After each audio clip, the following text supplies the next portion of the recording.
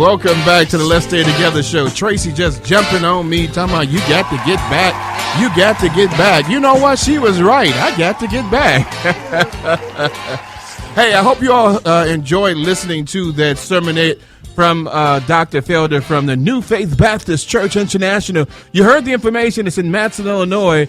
Also have a wonderful First Lady there as well. My First Lady, tell me what that First Lady's name is again. I'm going to let my First Lady say it. Dr. Reverend Alexis Felder. She loves saying that, Dr. Reverend. Dr. Reverend.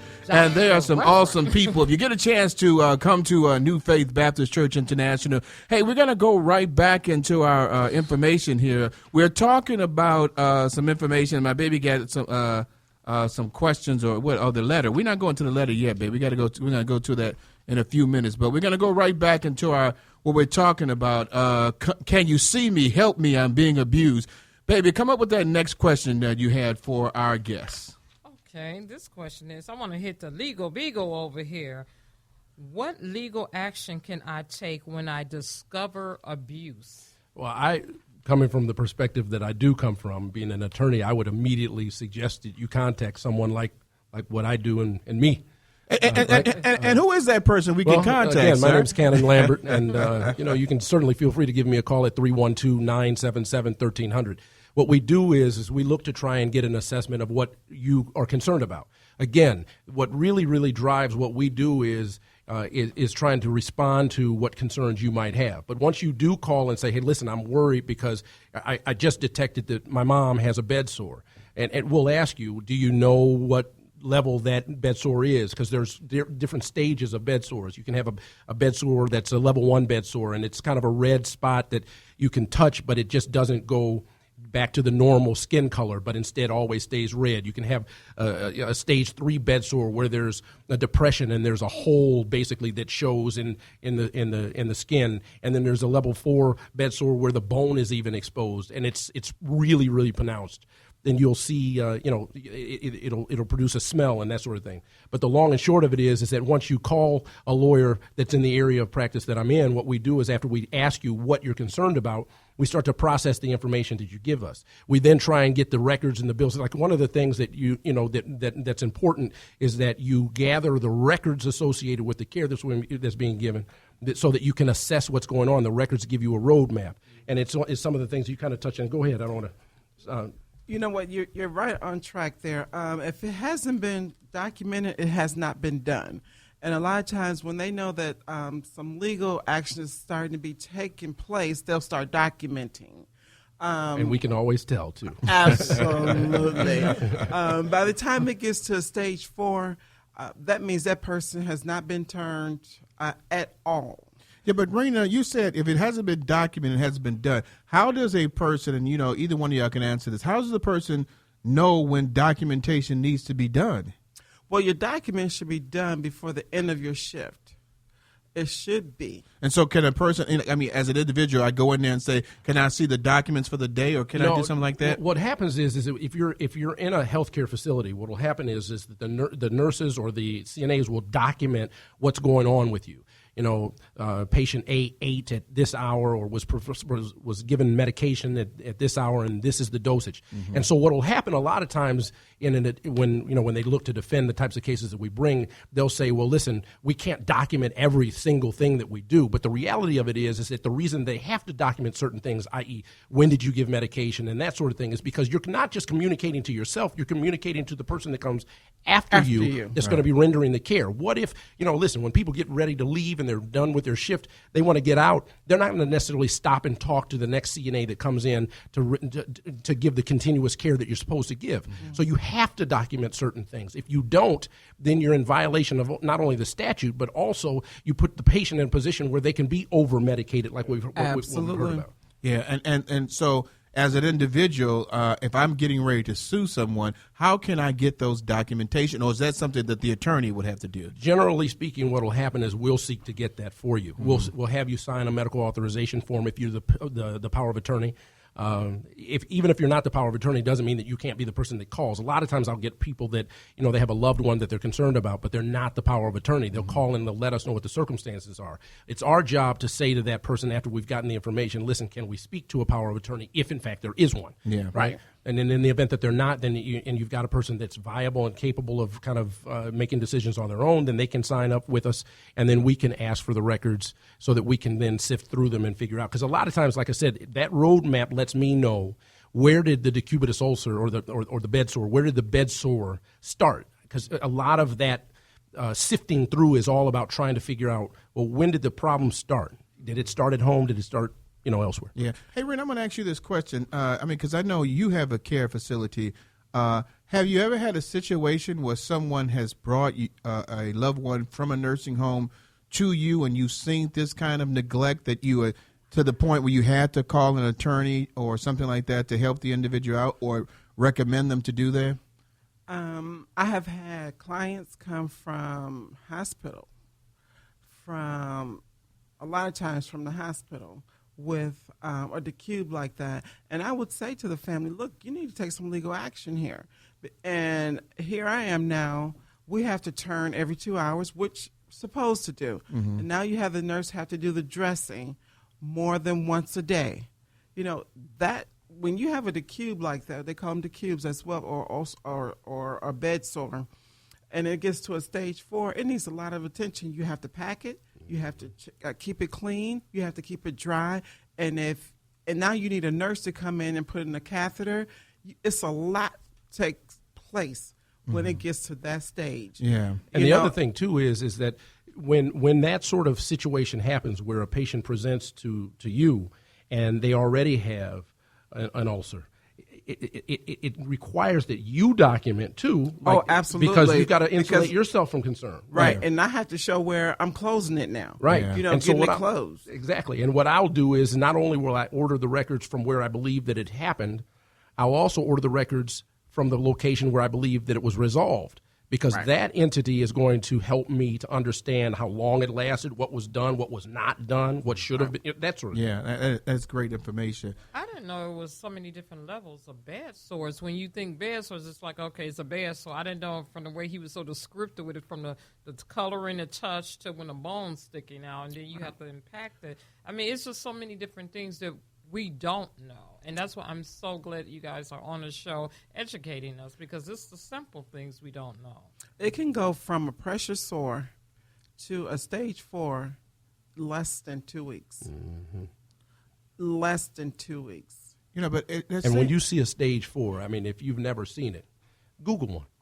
Right. And I'm going to tell you something. There are a few things that will, you get used to seeing it, and somehow it changes you a little bit. But if you've never seen one, it will turn your stomach. Absolutely. And it turns your stomach not just because of what you see, but it also creates the image of what in the world were the people that were caring for this person doing that they would let this happen? What were they thinking? Not caring for them. And that's painful. Those are painful. Yeah. They're very painful. But the thing about it it's so scary is because as an individual, I don't know. I don't know certain things, and how would I be? Unfortunately, I have seen those before. I don't know certain things that can be done. So how am I as a caregiver? What process do I need to go through to look at that? Because me and Cannon was talking about, we don't necessarily look at the person to see if they have a bed sore or not. Is there something we can look at as the individual to probably get some concept that they may have some kind of a sore?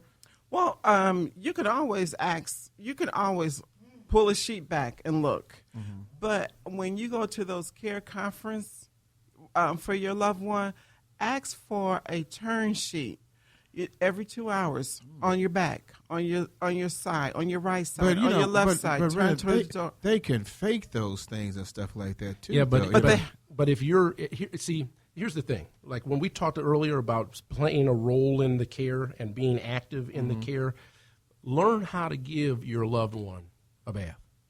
Yep. Right? Instead of being stuck in a situation where they have to have one every 3 days, learn how to do that. And when you learn to do that, you necessarily are going to be going past and through their body to figure out. You'll see what's going on. Yeah. And don't be afraid of that. Try to go when it's bath time. And if you got a good caregiver, they're going to be teaching you as they're doing it. Good, yeah. So you're not, like you said, you're not intimidated to go in and do it yourself. It's always good to be able to do that, know what to do, know how to take care of your loved one. That's right. Because I'm going to guarantee you that CNAs might not show up some days. You know, they're going to be short. Even if you're not talking about with your staff. Oh, not my Right, staff. right. Let's I'm clarify. I'm talking about at the nursing home. Okay, Oh, not we my need to staff. clarify that. And Look, it can be. let It me can be tell you, scary too, right? It can really be scary. As a person, just as a lay person, you know, it's scary to give your loved one a bath because you hear them. They might be in pain. They might moan or something, and immediately you flinch and Right. oh boy, I don't want to do that. Well, you know, you'll work through that because your experience in doing it over time will make you feel more comfortable. That's right. Yeah. Baby, you got another right. question over there? You didn't get all caught up and stuff like that? Yeah, because You know, that picture just blew me away. I can always, you know, I've got like 3,000 questions in my mind, so I can always go with something. But I'm gonna go to Cannon real quick. Cannon, I've noticed that there's some abuse on a loved one, and I'm considering the process of going through legal action. What are the steps that I need to take? Again, I think that you first and foremost, if you think that there's abuse and you think it's imminent, you should call 911, which has been mentioned before. Okay. If it's not an emergent situation, but you're instead just wanting to do something or hold someone accountable, you contact IDPA, the Illinois Department of Public Health. Now, is that something I should do first, call 911, so I can have a legal record of something of that? Well, here's the thing. What happens is that will trigger an investigation. Okay, but in kind, you should also call me. Call me. There you go. Right? Really. You know, you don't want to call me. Call somebody. Yeah. Right. You know, I hope you call me, but Yeah. if you don't call me, call somebody. Well, Call say a the lawyer. number again. 312-977-1300. But I'm not here necessarily to kind of push our office. But what I will say is that you should call an attorney that is in a position where they can give you some direction. Because at the end of the day, you know, having information is better than not having information. Yeah. And what we'll do is we'll ask you, what are you worried about? What do you think happened? You know, did somebody fall? You know, like you'll have some situations. I'm sure you've heard of this and you've seen this. You'll have people who they'll be in a dining hall and they're wheelchair bound, and because the staffing is so low, they'll be able to go from one end to the nursing home to the other end of the nursing home, and they've got got dementia. They roll out of the facility even though they're not supposed to. Well, how does that happen if you're attending to? How can I roll right past the nursing station and out the door if I'm being adequately supervised? I can't. Yeah. Right? So we'll ask you questions about why it is that you're concerned about what you're concerned about. I guarantee you, this happens all the time. People will call and they'll say, I'm worried about a bed sore. And then I find out, well, the reason that you're worried about it, that's one thing to worry about. But you should have been worried about the dehydration. You should have been worried about the fact that, your dad fell 3 times and he's on a non-ambulation order. You know, there's all kinds of things that you may not necessarily know about, but that might trigger some concern we have that we can share that with you. Yeah. So call IDPA, call an attorney, and put yourself in a position of knowledge. Yeah. Hey, Rena, when you talk to some people and they come from a hospital or a nursing home and they come to your care and you see some of the abuse, and not necessarily, bad sores, but you can see other abuse, dehydrations and stuff like that, do you give them like a